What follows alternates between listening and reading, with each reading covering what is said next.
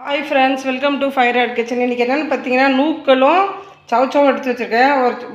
ஒரு சவுச்சவும் 2 நூக்கள் பார்த்திங்கன்னா இது நிறைய இருந்துச்சு. ஏற்கனவே ஒரு நாள் செஞ்சுட்டு அதெல்லாம் 2 தான் இருக்குது. இப்போ நம்ம என்ன பண்ணலாம், அது 2மே சேர்த்து செஞ்சிடலாம். நூக்கள் பார்த்திங்கன்னா ரொம்ப சுகர் அதிகமாக இருக்கிறவங்க என்ன பண்ணால் ஒரு நூக்கள் கட் பண்ணி போட்டு ஒரு 1/4 டம்ளர் தண்ணி விட்டு ஜூஸ் மாதிரி அடிச்சுட்டு சாப்பிட்றதுக்கு முன்னாடி 1/2 மணி நேரத்துக்கு முன்னாடி குடிச்சிங்கன்னா கம்ப்ளீட்டாக சுகர் இறங்கிடும். அதே மாதிரி ஒவ்வொரு வாட்டியும் செஞ்சுக்கலாம். உங்களுக்கு எப்போ வேணுமோ அப்போ அந்த மாதிரி சாப்பிட்டிங்கன்னா உடனே சுகர் இறங்கிடும்.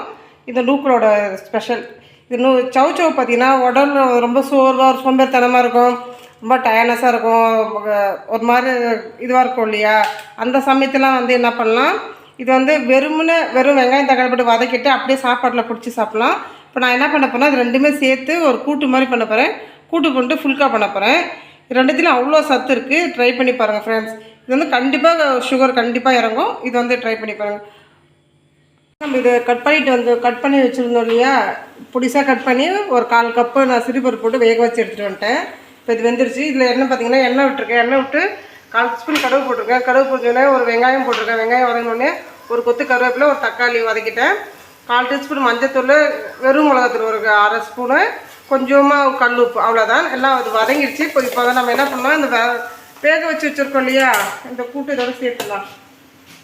இதெல்லாம் பார்த்திங்கன்னா நூக்கள் சவுச்சவு, அவ்வளோதான். இப்போ நம்ம வதக்கிட்டோம் இல்லையா, இப்போ இதோட சேர்த்துட்டோம். நம்ம நூக்களும் சவுச்சவும் நம்ம சிறுபருப்பு போட்டு வேக வச்சுருந்தோம் இல்லையா, இப்போ இதோட சேர்த்துட்டோம்.